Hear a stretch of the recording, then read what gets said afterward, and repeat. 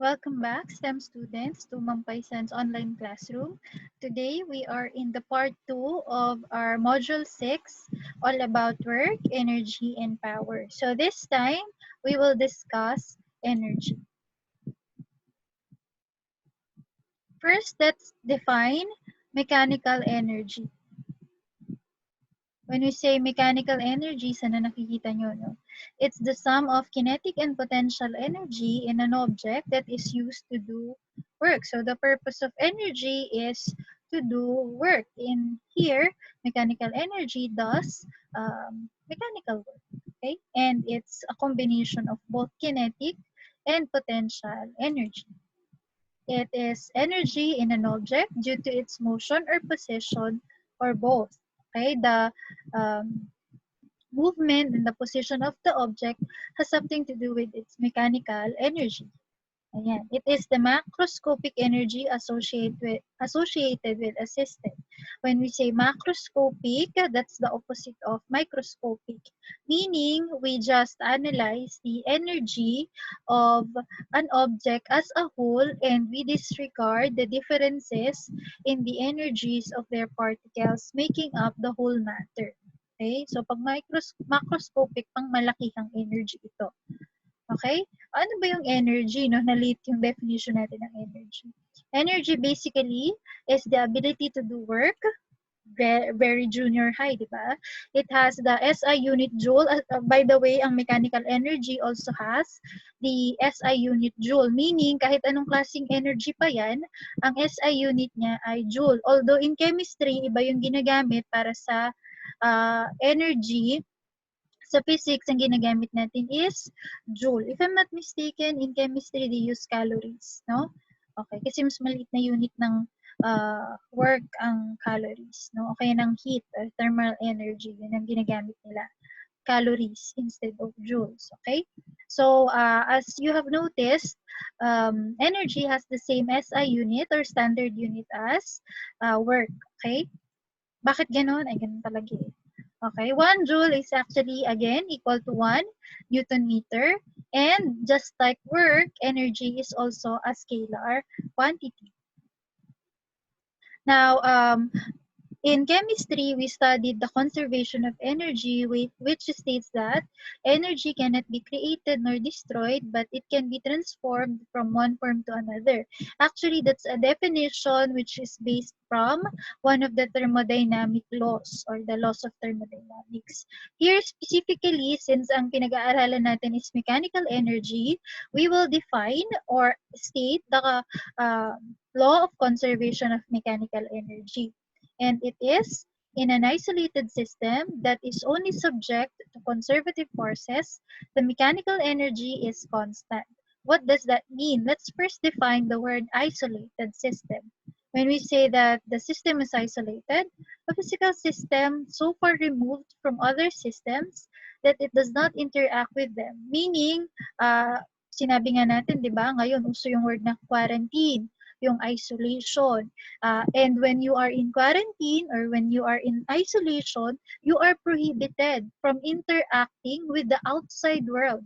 So the same goes with isolated system, meaning it's a system that is prohibited or inhibited, pinipigilan na makipag-interact with the surroundings. Okay?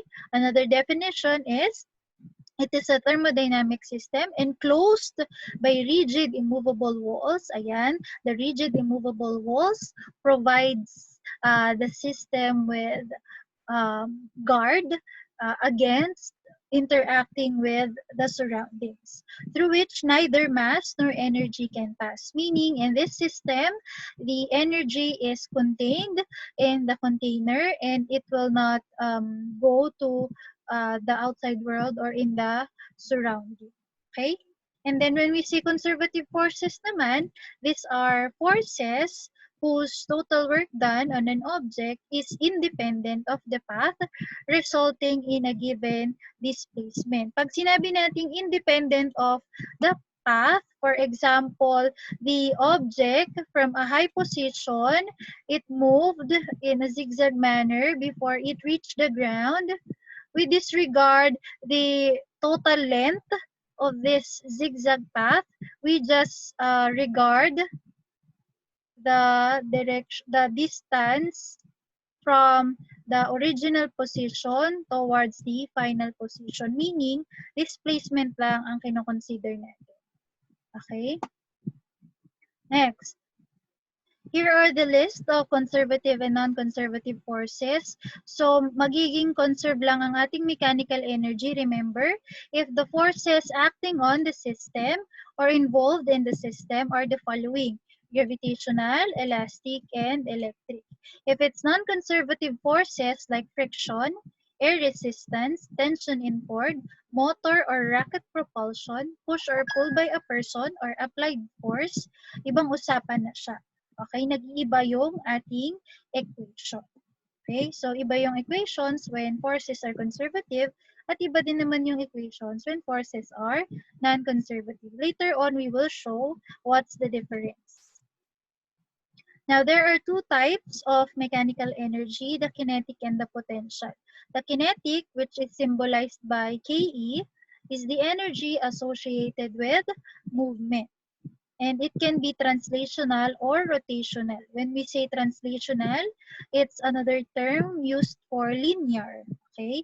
And then rotational, yung nagpapaikot-ikot. So pag yung object that is just moving in a straight line that has of course kinetic energy that is translational. Now when the object, although nasa isang point lang siya pero paikot-ikot siya, halimbawa katulad ng wheel, since nag-move pa rin siya, although wala siyang movement na straight line, paikot-ikot, meron pa rin siyang kinetic energy just like turbines, diba? Ano pa ba? Yung mga paikot-ikot wheels and stuff like that. LEC and stuff like that. Okay? May kinetic energy pa rin yun. And then, since it is energy, kahit anong klaseng energy pa yan, it will still be scalar and it will still have the SI unit joule. Kinetic energy has the equation 1/2 mv squared, where m is the mass of the object and v is the velocity of the object. So if we want to get the mass, we would be able to use the equation 2 times Ke all over v squared. And then, to get v naman, dahil may square tayo dito, we will use the equation square root of 2Ke all over mass or m. Yan. So let's have sample problem number 1 for kinetic energy. A 145-gram baseball is thrown so that it acquires a speed of 25 meters per second. What is its kinetic energy? Madali lang, no? So may given tayo that is in grams. So again, when we are solving for work, when we are solving for energy, all our units must be in standard units or SI units. Meaning, all the mass we convert into kilograms, all the displacements we convert into meter, and all the forces must be equal, must be converted to Newton. So here, lahat din ng velocity natin should be converted to meters per second. Okay, so here are the given. And then here is the required, the Ke. Equation is simply 1/2 mv squared. And then the solution, we just substitute. And finally, we get the answer, 45.31 joules. Yeah. So sample problem number 2. A 45-gram tin can is kicked so that it acquires a kinetic energy of 20 joules.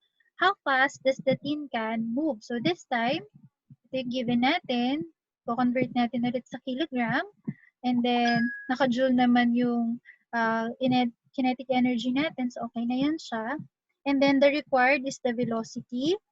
For the equation, that's yung kanina, square root of 2Ke times m. Solution, we just substitute. And finally, we get the answer, 29 meters, 29.81 meters per second. So, saan nanggaling? Paano nangyari yon? Remember that joule is equivalent to Newton meter. So, papakita ko yung cancellation, ha? And then, remember, itong si Newton natin, equal siya sa kg kg dot ms squared. So, sa numerator nito, ang mga unit natin, kgms squared times isa pang meter. Yan. Tapos, divided by kg. Okay? So, makakancel na yung kg. Tapos, imumultiply natin itong dalawang m since pareho silang nasa numerator. So, magiging m squared over s squared yung unit. So, since meron tayong square root, pati yung ating units, i-extract natin yung root. Okay? Yun ang tawag doon, di ba? Sa process na yun, we extract the root. So, ang root ng m ng meter would be, ay ng meter squared would be meter, and then ang root ng second squared would be seconds. That's why we are left with the unit meter per second. Okay, next, let's proceed with potential energy or PE. When we say PE, it is the energy associated with forces that depend on the position or configuration of objects. So during elementary days, even junior high school days, we are taught that uh, kapag gumagalaw, puro kinetic energy lang ang meron, pero kapag hindi gumagalaw, puro potential energy lang ang meron. However, that is not true because potential energy is actually your energy not just because you are at rest, but because you are at a specific position relative to a zero potential position. Meaning, for example, umakyat nga ako sa 9th floor ng LCT building para sumayaw ng Karinyosa, kahit gumagalaw ako habang sumasayaw, meron pa rin akong potential energy due to gravity because I am at a specific height relative to the ground. Okay? Mamaya papakita pa natin yan. So, hindi porke gumagalaw ang isang bagay, wala na siyang potential energy. Kasi merong iba't ibang klase ng potential energy. Can be gravitational, elastic, or electric. When we say gravitational potential energy, that's the energy that is involved in our discussion right now. It means that you get a potential energy by just moving away from the ground. Okay? So, habang papataas ng papataas yung position mo relative to the ground, you are gaining more and more potential energy. So, hindi siya associated with being at rest. That is a wrong notion. Okay? So, you can be moving at a certain specific height. So, pag nasa tuktok ka ng Mount Everest, tas galaw ka ng galaw doon kasi syempre malamig, para you maintain your body heat, hindi ibig sabihin nun na wala kang potential energy. You still have potential energy, which is gravitational potential energy. I will not discuss further the elastic and electric kasi the elastic will be in the future lesson pa in periodic motion. Tapos the electric potential energy is included pa in our general physics 2 lesson. So itong focus natin, gravitational potential energy. Okay? And again, it's a scalar quantity with SI unit joule. And it can be obtained using the equation PE is equal to mgy, where m is the mass of the object, g is the acceleration due to gravity but positive kasi energy yung pinag-uusapan natin. So, hindi natin kailangan yung negative, yung negative value ng ating acceleration due to gravity. And y is the height or your displacement relative to the ground. Okay, to get m, that's PE divided by g times y. And then to get y or the height, that's PE over m times g. Let's have sample problem number 1 for potential energy. A 100 kilogram roller coaster car moves from point 1 to point 2 and then to point 3. What is the gravitational potential energy at point 2 relative to point 3? So relative yan sa mga position. Okay? Let's have the given. The mass is 1,000 yan. Nakalimutan ko lang isulat yung isa pang zero. No? That's 1,000 kilograms. And then the G, ulit positive. Kasi energy is scalar naman. Kaya i-positive na natin siya dyan. 9.8 meters per second squared. And then the y is 25 meters. So, paano nangyari yon? Kasi, ang pinag-uusapan natin is 0.3 at saka 0.2. Ito yung ground. So, here, y is 0. Okay? So, gaano kalayo si 0.2 kay 0.3? Okay? So, in-indicate dito, si 3 relative kay 1 is 15 meters. Tapos, si 2 relative kay 1, ayan, silang dalawa, ay 10 meters. So, ipag-a-add mo lang sila para makuha mo yung layo ni 3 kay 2. So, that's 25 meters. And then, we need to get the potential energy. And the equation would be mgy. Solution, you just substitute and you will get the answer 2.45 times 10 raised to 5 joules. O, diba? Ang dali lang. Siyempre naman, no? Sample problem number 2 for potential energy naman.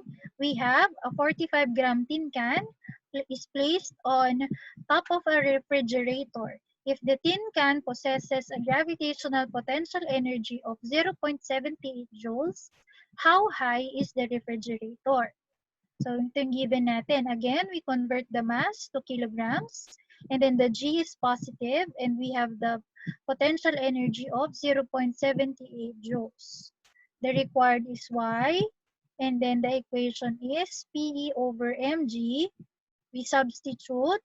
And the answer would be 1.77 meters. So, paano nangyari yon? So, ulitin natin.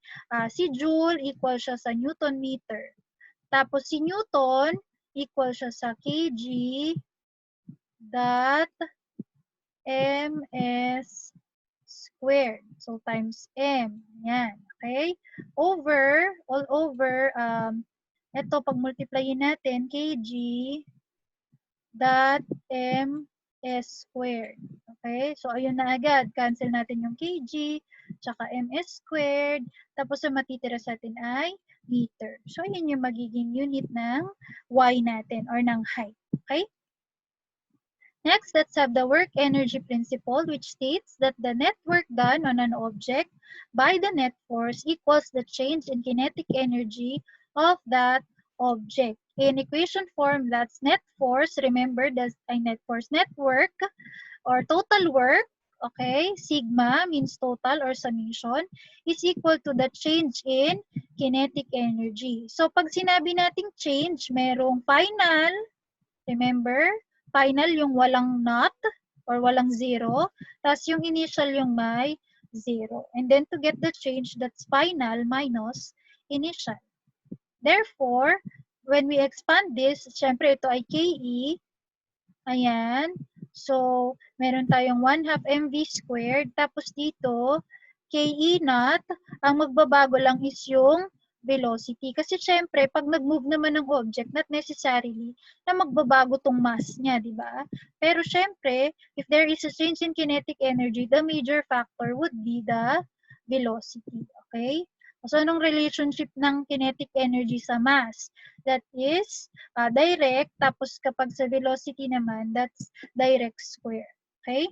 And then, since network is equal to change in KE, we can rewrite this equation as this one. Kasi 'di ba ito si KE, equal 'yan siya dito, tapos ito equal naman siya dito, ito 'yon. Ayan. So we can rewrite it like this. Okay? So that's the mathematical representation of work energy principle.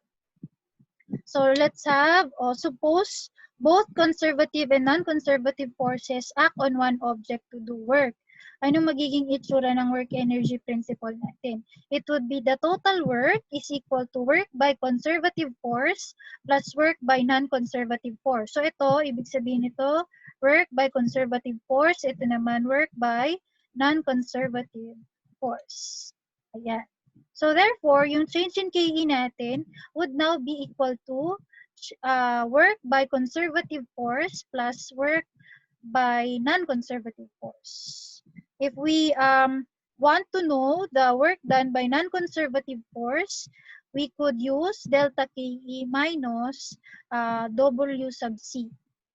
And then, Another thing here that we should remember is the work done by the conservative force is equal to the negative change in potential energy. Okay, this is a fact, a principle that we should remember. Okay. Therefore, if that's the case, if WC or the work done by the conservative force, di ba nga, ano yung mga conservative force natin? Gravitational energy, energy gravitational force, tapos elastic force, tsaka electric force.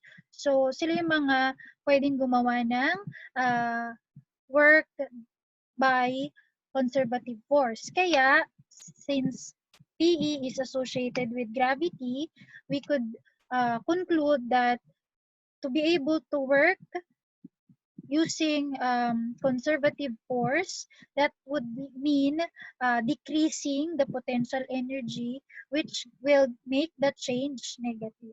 Okay? So, substitute natin tong negative delta PE dito sa ating WC, the equation will now be equal to WNC is equal to delta KE minus delta PE. This one is the general form of the work energy principle. Anong tawag doon? Considering both the conservative and the non-conservative forces.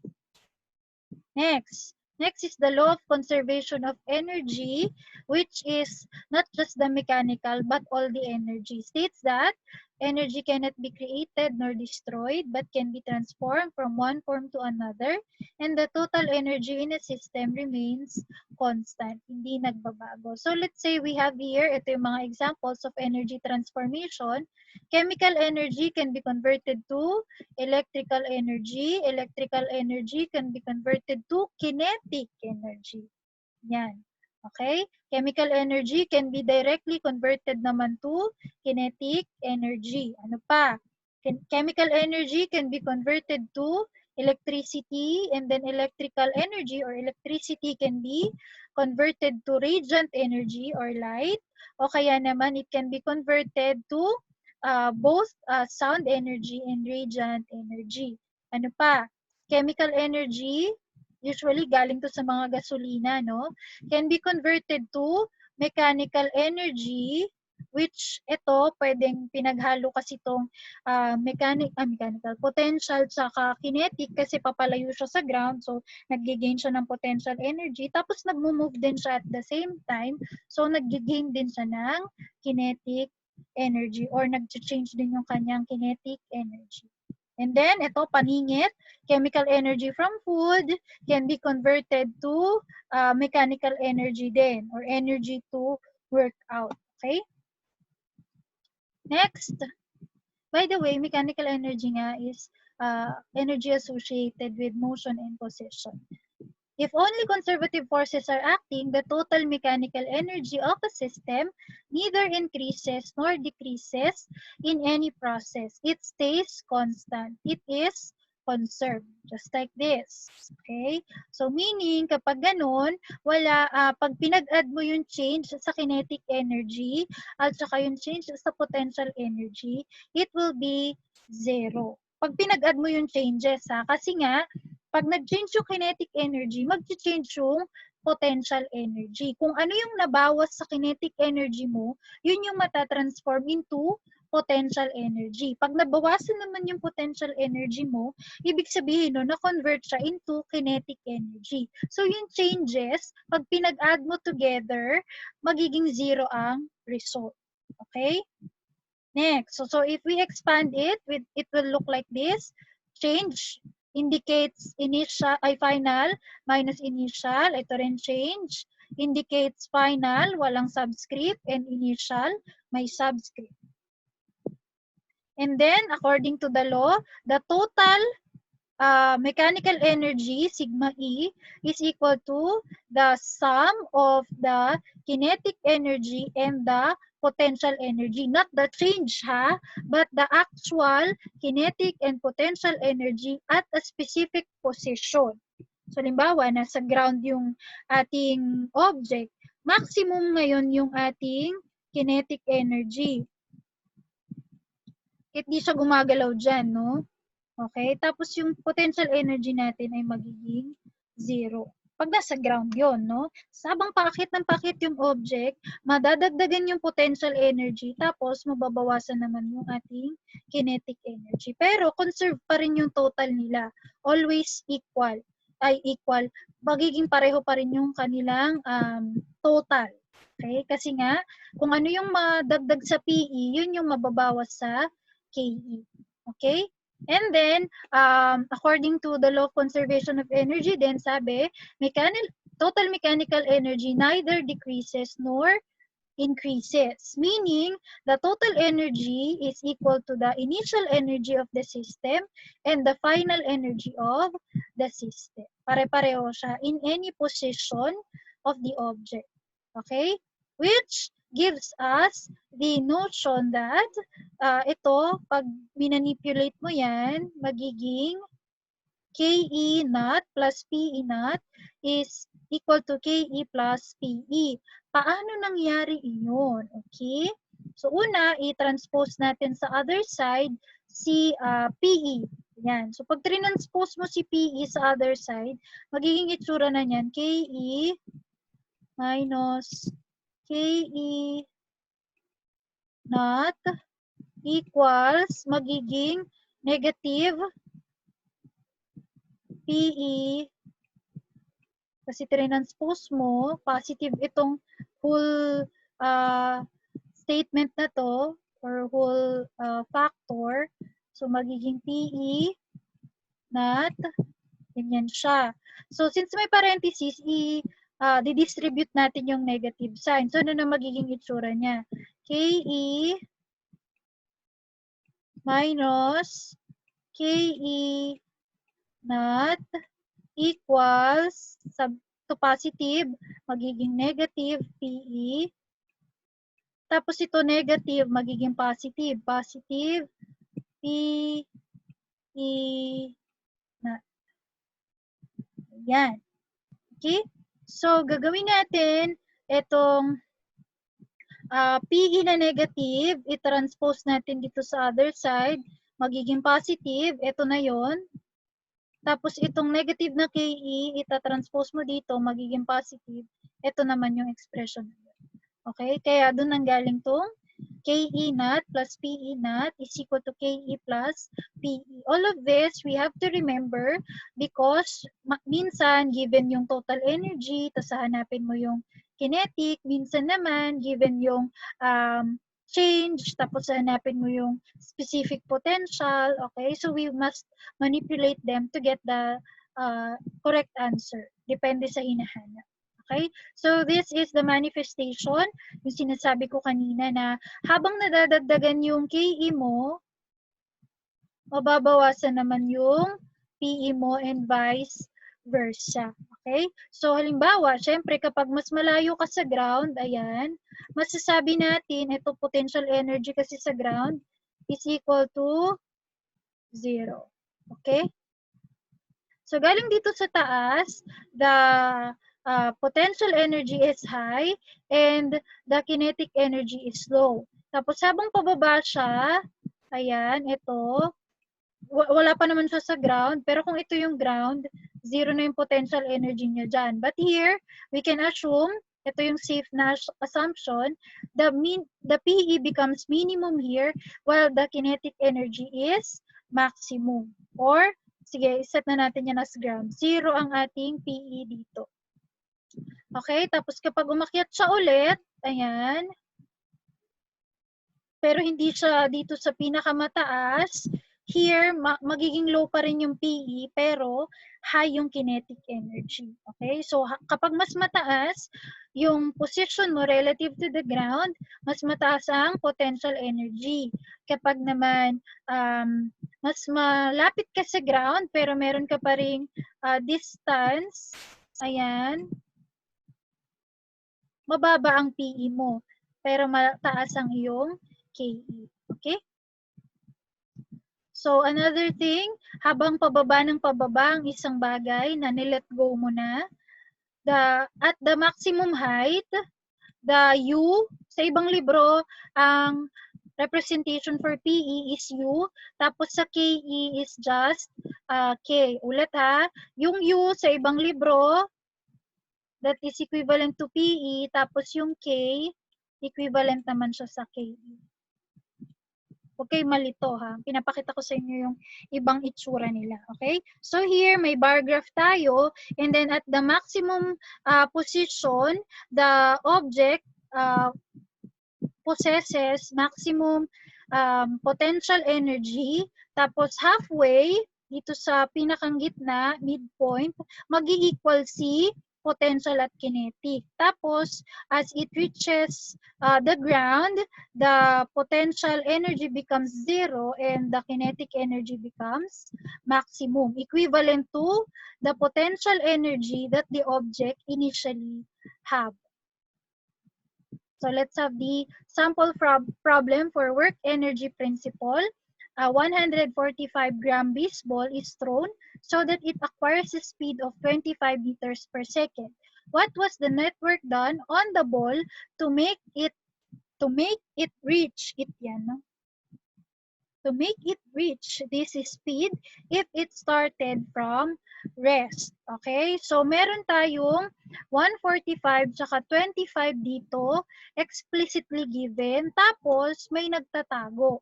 Sabi, it started from rest, which means that initial velocity is equal to 0. O, be careful, may mga ganun pa rin dito, no? So, ano yung mga given natin? The mass, again, gagawin natin kilogram. And then the final velocity, okay? And then the initial velocity, which is 0 because it's at rest. We are looking for the net work. And to get that, remember work is FD cosine theta. Hindi natin magagamit yon. So, gagamitin natin is the work energy principle that says the net work is equal to delta KE. And delta KE, remember, is final KE minus initial KE.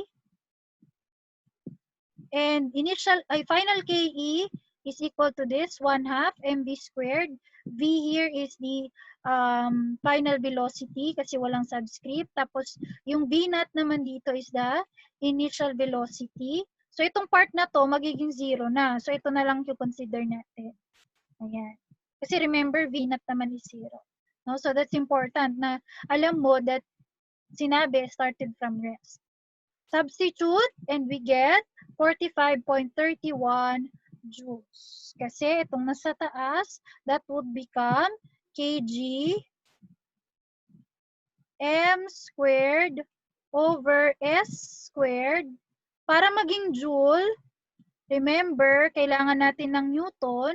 So, kg, pag-iwalayin natin to, magiging ms squared times m. Pinag-iwalay natin yung meter.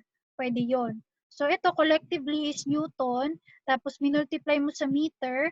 That's Newton meter. And Newton meter is joule. Pero pwede mo na rin naman tandaan na ang SI unit ng work ay joule para hindi ka na mag-dimensional analysis. Next. Let's have sample problem for conservation of mechanical energy. If the original height of the rock is 3 meters, calculate the rock's speed when it has fallen to 1 meter above the ground. So, ito yung tinutukay natin. 1 meter above the ground. Okay, given initial velocity is 3 meters. Ito yon. Yan. Kasi dun daw siya galing. Original height. Y, or the final position, di natin i-regard tong 0 kasi sabi yung sa 1 meter daw. That's the final position, y, 1 meter. And then the initial velocity is 0. Bakit? Kasi bago mahulog yon dito sa highest position, remember in free fall, the velocity is 0. Okay? And then, we have the G, positive, kasi ang hinahanap natin, again, is all about energy. Okay? So, pa-positive natin pag energy ang kinocompute natin, no? And we are looking for the velocity. So, anong equation gagamitin natin? The equation for the law of conservation of energy. Ayan, kanina. Okay? KE, uh, initial is 0. Bakit? Kasi initial velocity is 0. Okay? And then, ito na lang matitira sa atin. PE naught is equal to KE plus PE. So, pagsamahin natin, kasi di ba yung PE, wala namang velocity yan. So, isolate natin si KE kasi siya yung may factor na velocity, which is yung hinahanap natin. Okay? So, transpose PE, positive siya dito. Pag nilipat mo, magiging negative. And then, expand. This one will become mg y naught kasi initial. Dependent lang siya dito. Wala tayong final initial acceleration sa mass. Pare-pareho yung mass natin. Tapos ito naman yung final position na y. Okay? And then, ito 1 half mv squared can be also written as mv squared over 2. Okay? Then, factor out the mg kasi common siya. Ayan. Pinactor out na natin. And then, next, we multiply both mali, no? Both sides by 2. Diba? Ayan. Para makancel na itong 2 na to. Tapos ito magkakaroon ng 2. Ito na yan. Okay? Tapos, para makancel yung m dito sa side na to, we pwedeng multiply natin yan by 2 over m na nga lang para masaya. Ayan, 2 over m. Pwede naman yun. Makancel natin yung m dito, tapos makakancel din yung m dito sa other side. Ayan. Okay? So, we are left with b squared is equal to, wala na tong m, 2g y naught minus y. Okay? And then, extract the root. Always remember, pag may square pa yung variable mo, you have to extract the root. So, whatever you do on the left side of the equation, that's the same thing you do on the right side of the equation. Ayan. So, i-getchingness na natin ang ating y. Ang velocity. Okay? And then, substitute natin V is equal to, ayan, substitute lang. So, mga given. And we get 6.26 meters per second. Okay? So, ang hinanap dito speed lang kasi kung velocity yan, since pababa yung object natin, yung rock, dapat negative. Kaya sinabi na lang na speed para mas madalian ka na. Pero pag ang tanong ay velocity, dapat i-consider mo na pababa yung object natin.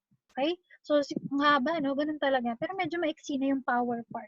Thank you for listening to the part 1 of our lecture about Module 6. See you on the lecture video part 3 for Module 6, which will be all about power. Power.